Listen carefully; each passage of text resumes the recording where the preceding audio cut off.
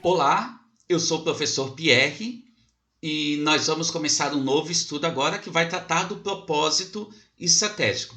As avaliações dos ambientes externo e interno, eles constituem o que a gente pode chamar de diagnóstico estratégico. Entretanto, as decisões, um conjunto de decisões fundamentais que a organização tem que tomar, diz respeito ao propósito da estratégia a ser seguida pela organização. E é sobre esse propósito que a gente vai tratar nesse estudo. Vamos então iniciar pela contextualização e depois a gente vai para 3 elementos que delimitam o propósito estratégico: a governança corporativa, a responsabilidade social corporativa e as expectativas dos stakeholders. E aí fechamos o estudo com os elementos que materializam o nosso propósito estratégico: os valores, a missão, a visão e os objetivos.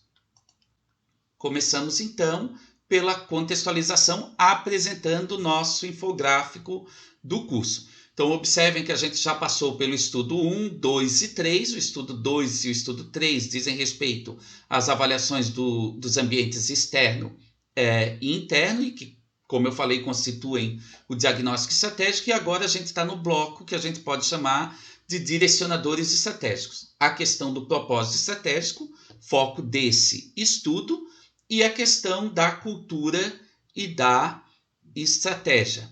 Então, esses 2 estudos a gente forma, então, os direcionadores estratégicos.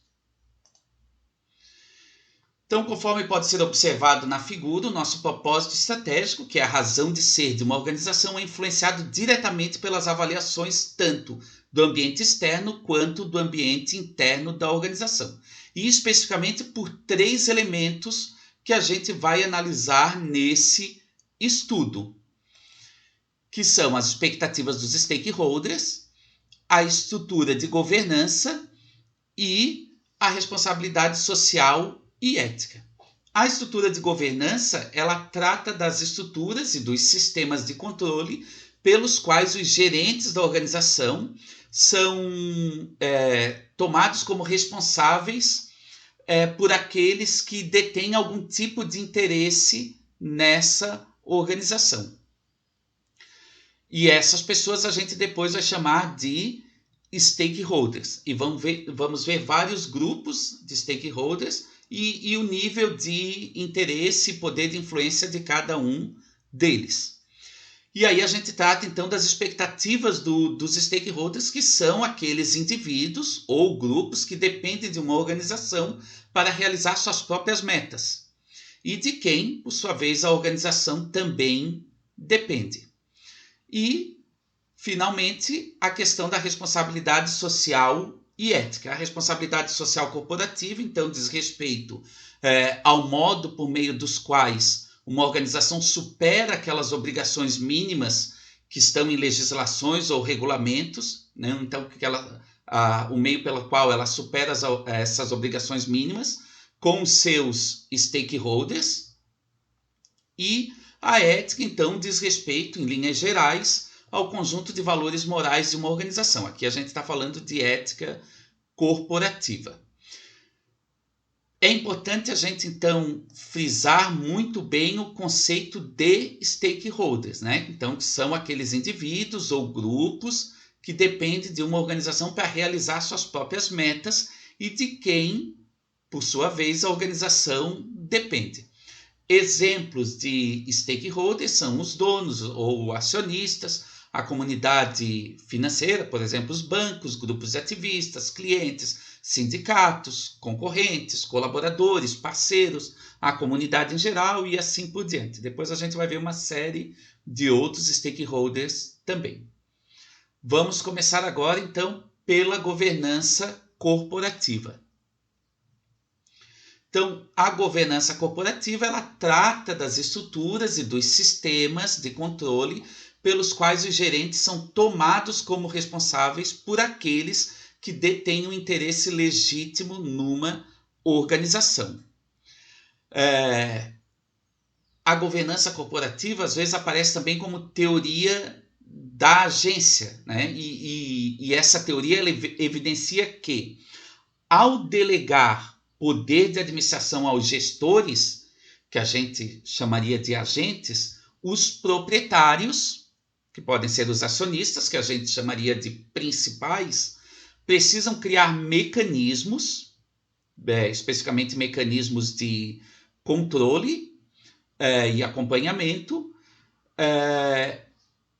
para alinhar os interesses de ambas as partes, dos agentes e dos principais.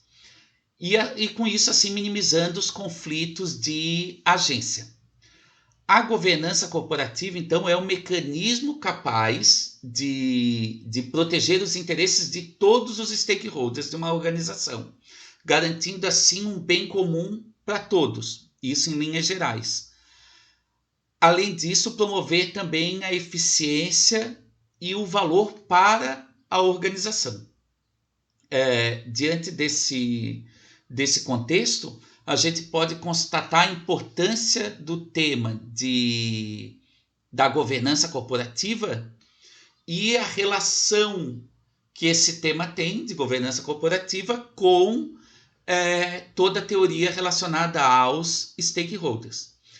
Além desses mecanismos, a governança corporativa é respaldada, então, por vários princípios básicos, de equidade, de prestação de contas, de transparência, do cumprimento das leis e de ética também.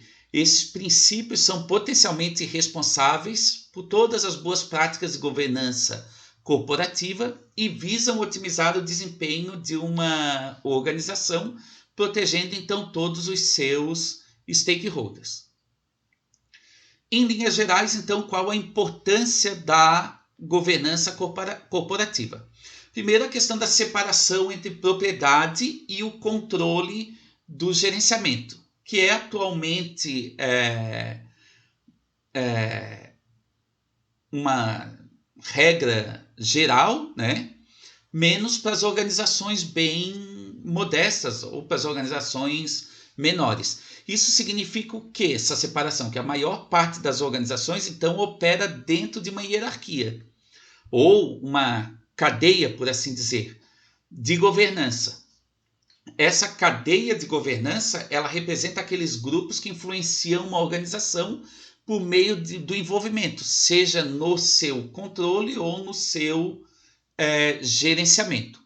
Quando a gente fala aqui de cadeia, a gente está se referindo, então, a um conjunto de, vamos dizer assim, de níveis que estão intimamente relacionados e que dependem uns dos outros para realizar os seus objetivos próprios, do ponto de vista dos níveis. Uma outra importância em relação à governança está relacionada aos escândalos corporativos. Eles têm aumentado bastante o debate público na sociedade sobre como diferentes níveis na cadeia de governança devem interagir e influenciar uns aos outros.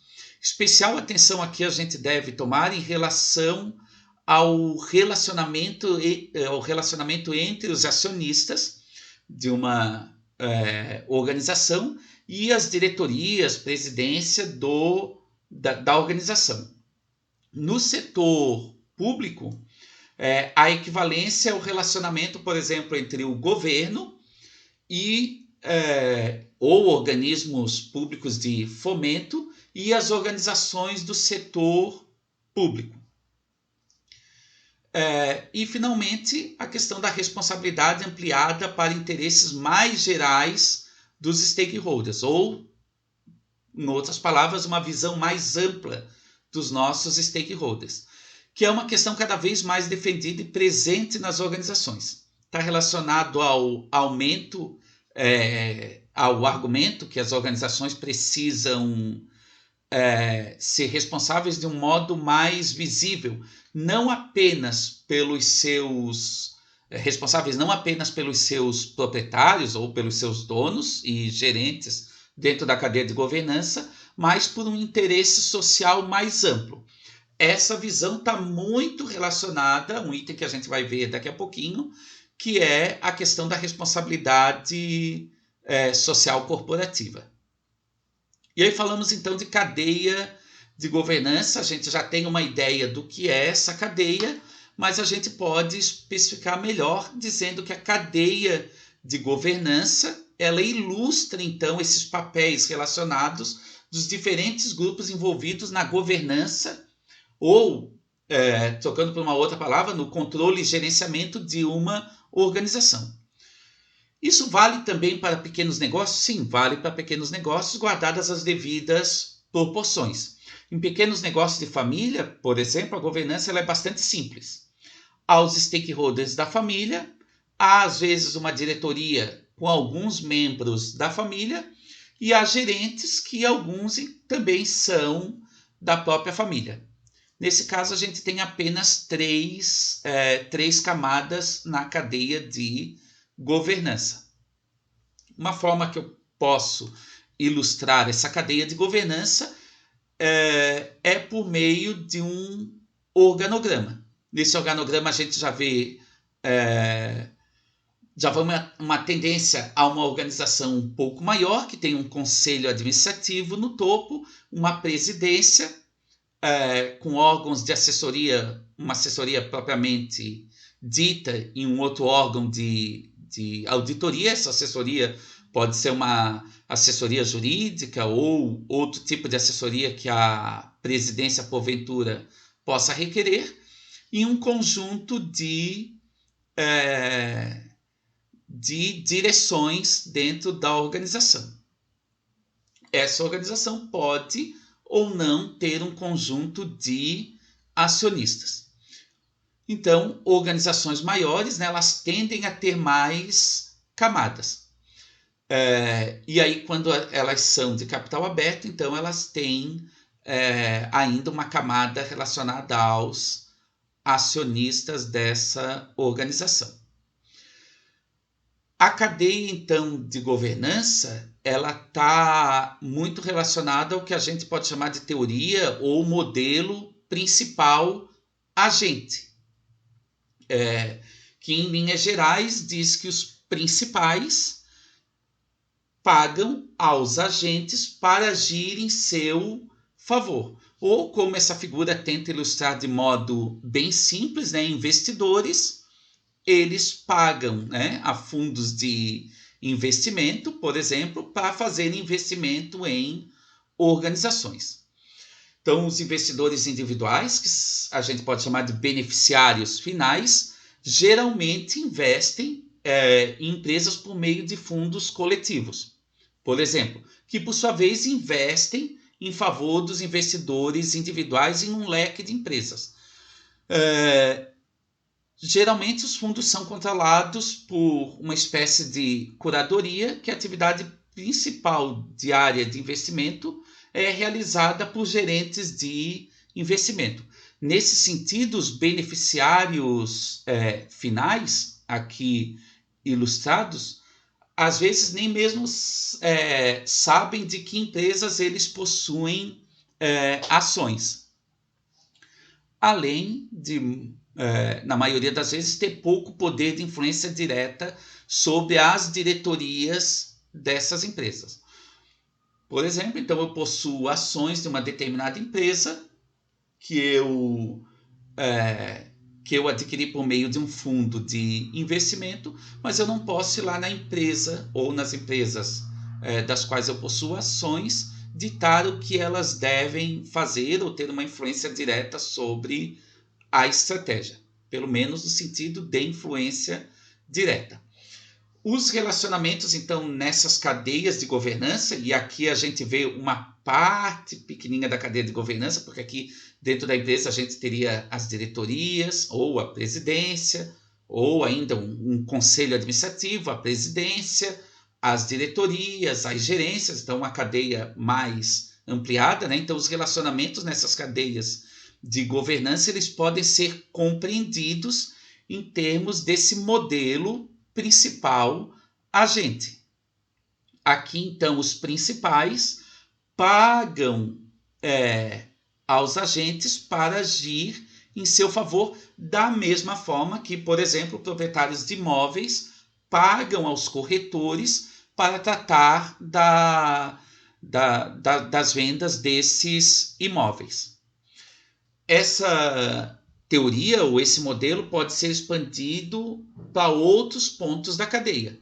Por exemplo, a presidência de uma empresa pode ser considerada o principal quando a gente considera que os seus diretores executivos são os seus agentes, que agem sobre o gerenciamento da organização em nome da presidência. Ainda sobre a cadeia de governança, né? Então, essa teoria ou esse modelo principal agente diz que os agentes não irão trabalhar, né? Ou ele admite que os agentes não irão trabalhar para os principais de modo eficaz, a não ser que incentivos sejam cuidadosos e apropriadamente combinados, né? Incentivos e meios de controle também. Em grandes empresas, os membros da diretoria e outros responsáveis pela estratégia podem estar muito longe dos beneficiários finais, ou, em outras palavras, dos donos das ações, em relação ao desempenho da empresa. Nessas circunstâncias, nós temos dois riscos. O primeiro, em relação ao descompasso entre incentivos e controle, e o segundo, em relação ao próprio interesse pessoal. Em relação ao descompasso entre incentivos e controle, a gente poderia dizer que, embora a influência circule pela cadeia de governança, desde os beneficiários finais até os gerentes na base da pirâmide organizacional, as expectativas de um grupo não passam, às vezes, de uma camada para outra de forma adequada. Então, os beneficiários finais, por exemplo, podem estar preocupados com a segurança a longo prazo do seu fundo de investimento ou do seu fundo de pensão. Mas os gerentes e analistas de investimento ou as diretorias com quem eles interagem podem estar mais preocupados ou podem estar dando mais estar dando mais importância ao crescimento no curto prazo. Em relação ao interesse pessoal, qualquer agente dessa cadeia, mesmo que individualmente, pode agir em interesse pessoal. Os gerentes, por exemplo, eles podem estar mais focados em promoções e aumentos de seus próprios salários, e os gerentes de investimento, por exemplo, podem estar mais preocupados em ampliar seus bônus e assim por diante. Como resultado dessas situações, as decisões que são tomadas podem não ser no melhor interesse dos beneficiários finais. Isso é o que aconteceu na maioria dos casos de escândalos corporativos que a gente tem visto nos últimos anos. Se vocês buscarem na internet escândalos corporativos, vai aparecer uma lista enorme. Se analisarem essas situações, vão ver que elas estão intimamente ligadas a problemas relacionados à governança corporativa. E aí surgem, então, questões importantes.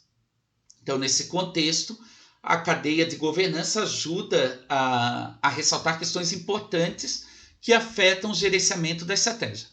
A primeira é de quem é a responsabilidade, que é uma questão fundamental em grandes organizações. Que está relacionada, né, a se os executivos devem se considerar como únicos responsáveis pelos acionistas ou como curadores de bens da organização, né? Ou eles devem ter um olhar mais focado nas acionistas ou mais focados na organização. Ou ainda, se eles devem agir em prol ou em favor de um grupo de stakeholders específico. A segunda questão é quem são os acionistas. Se os gerentes tiverem um foco, né, ou se considerarem responsáveis pelos acionistas, o que isso significa em termos da cadeia de governança? Como a gente viu anteriormente, os beneficiários finais estão bastante distantes dos gerentes. E assim a responsabilidade para muitos gerentes ela não passa de um referencial. Porque as pessoas elas estão sempre mais propensas a se comprometerem com quem elas lidam com mais frequência. Mesmo que os gerentes e estrategistas de uma organização queiram fazer o melhor para os beneficiários finais, no caso os acionistas, eles devem conhecer bem quem é esse conjunto, que muitas vezes é um conjunto fragmentado de pessoas. E, logicamente, isso nem sempre é fácil. Ainda, a gente tem, então, o papel dos investidores institucionais, que são, normalmente, investidores que possuem uma parcela significativa das ações de uma grande corporação. Então, o papel desses investidores institucionais em relação à estratégia da organização varia de acordo com as estruturas de governança pelo mundo, porque está também relacionado a legislações de cada país. Mas uma questão ela é frequente.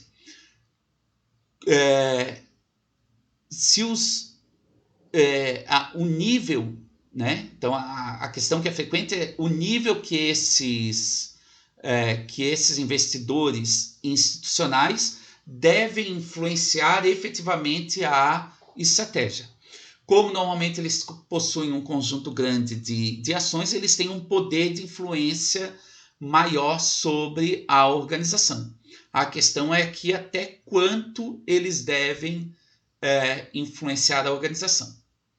E por último, a questão de escrutínio e controle. Tem havido cada vez mais tentativas de se estabelecer meios de escrutínio e controle de cada uma das atividades dos agentes numa cadeia de governança para salvaguardar os interesses dos beneficiários finais.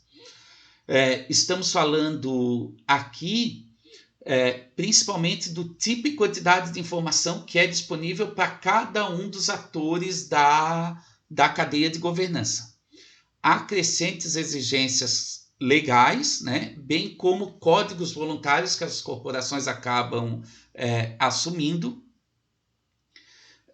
estabelecidos para diretorias sobre informações públicas e regulamentos sobre as atividades dentro de uma cadeia de governança. E aí, então, a gente vai para um próximo tópico, né? Quais são as possíveis razões para uma operação imperfeita dentro de uma cadeia de governança? Primeiro, a falta de clareza sobre os beneficiários finais, ou o desconhecimento de quem são, como são e quais são as expectativas desses beneficiários finais. Depois, a questão da divisão desigual de poder, que pode fazer com que alguns beneficiários finais sejam prejudicados em detrimento de outros. A questão que a gente já falou aqui também do alto interesse entre os agentes. Eles podem agir por interesse pessoal, prejudicando, por exemplo, os beneficiários finais e até mesmo a própria organização. Ainda as medidas e metas, né, refletem o alto interesse dos agentes ao invés do interesse dos beneficiários finais. Ou seja, as medidas e metas que foram criadas na organização acabam refletindo mais o que os agentes desejam do que as expectativas dos beneficiários finais. E aí, então, a gente já sabe o que é uma cadeia de governança, qual é a sua importância e os possíveis motivos pelos quais uma cadeia de governança acaba não funcionando ou tendo uma operação imperfeita. Agora, então, a gente passa para a análise de diferentes estruturas de governança, ou como essas cadeias de governança podem ser organizadas e, logicamente, o impacto que isso tem sobre as nossas decisões estratégicas, mas não apenas sobre as decisões estratégicas, mas também sobre a própria implementação da estratégia e a obtenção da vantagem competitiva por meio dessa implementação. Então, a estrutura de governança de uma organização geralmente consiste num conselho de diretores. O objetivo principal dessa estrutura é que a organização atenda os desejos e propósitos dos stakeholders principais, ou seja, as suas expectativas. Entretanto, a identidade desses stakeholders varia muito. Pode ser os acionistas, mas pode ser um conjunto mais amplo e diferente de interessados.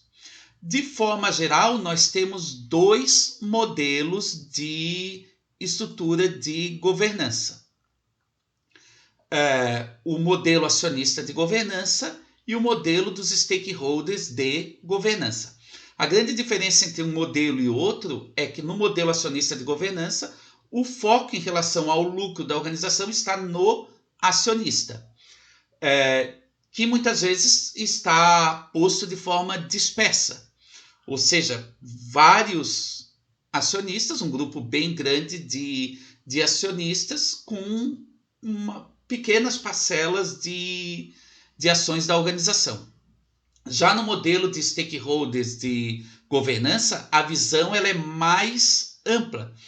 Considera, além dos acionistas, os interesses de outros investidores, como os bancos e os próprios colaboradores da organização, que normalmente estão organizados em bloco.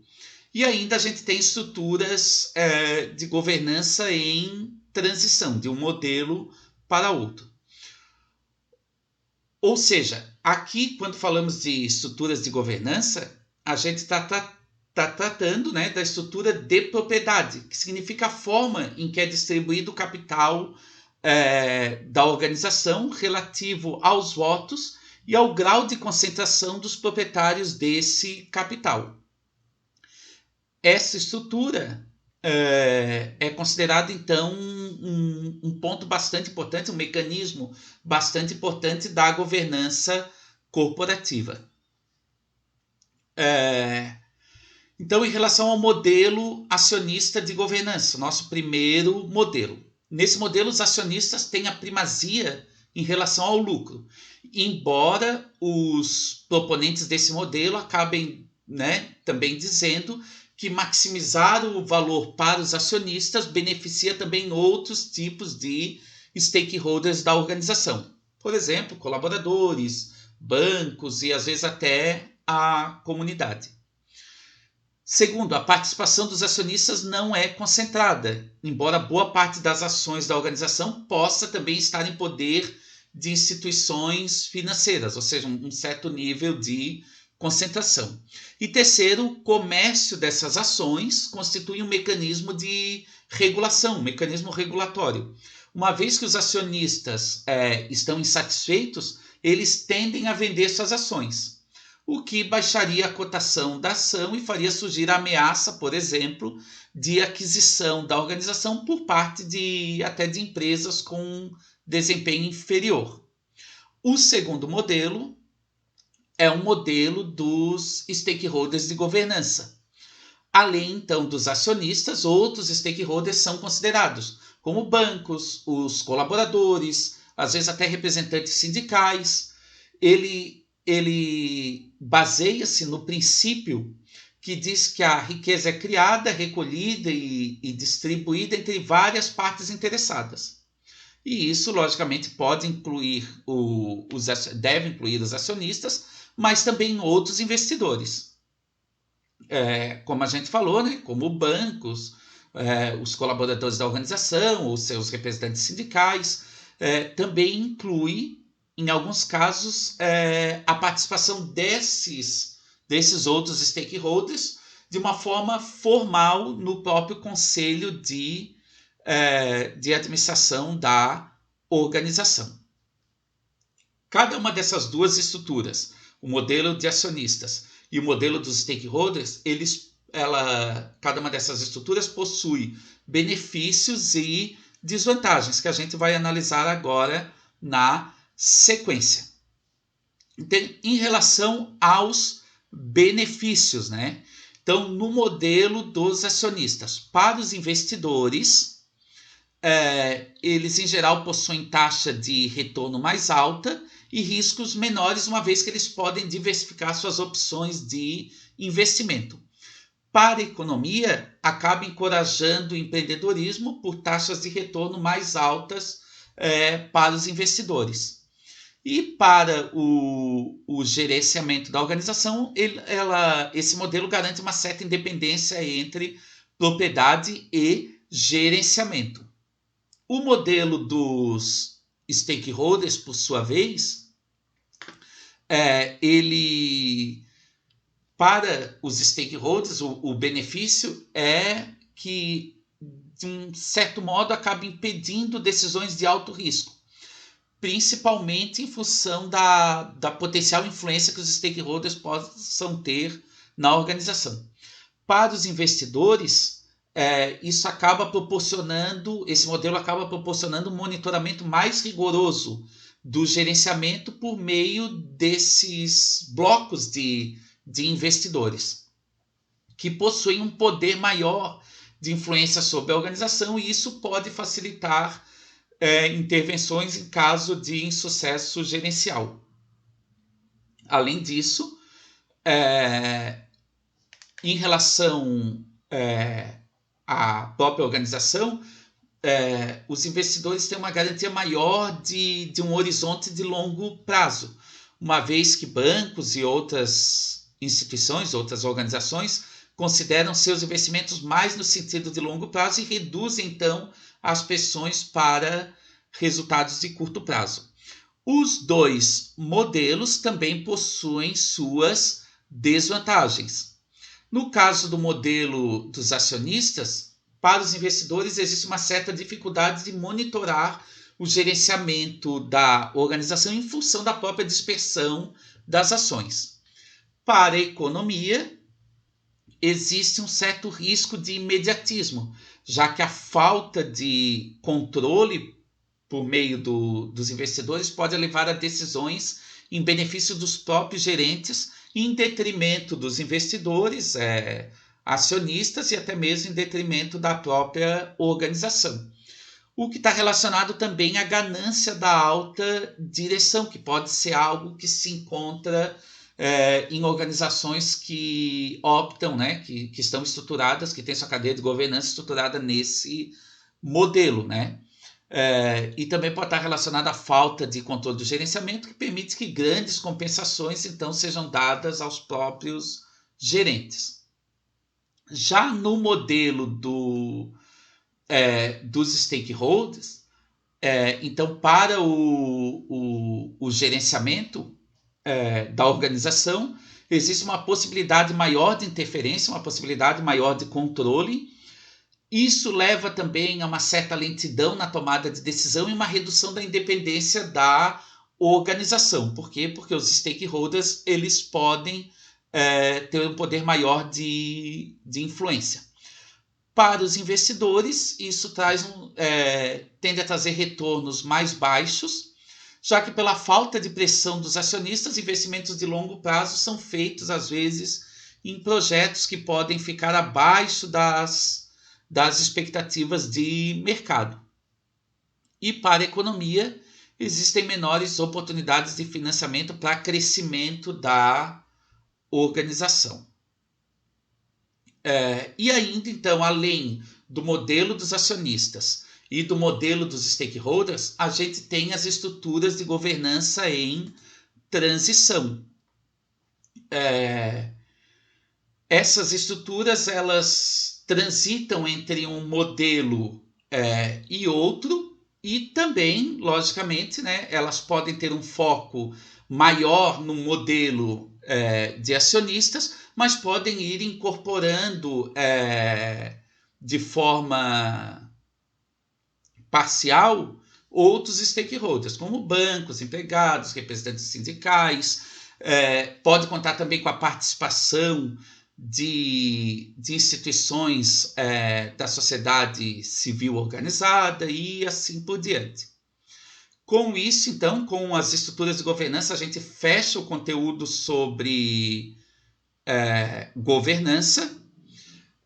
Este estudo está sendo organizado, então, em dois vídeos. O primeiro, então, trata da questão da governança, E o próximo vídeo vai tratar então da questão da responsabilidade social corporativa e das expectativas dos stakeholders. E aí a gente fecha então essa questão do propósito estratégico.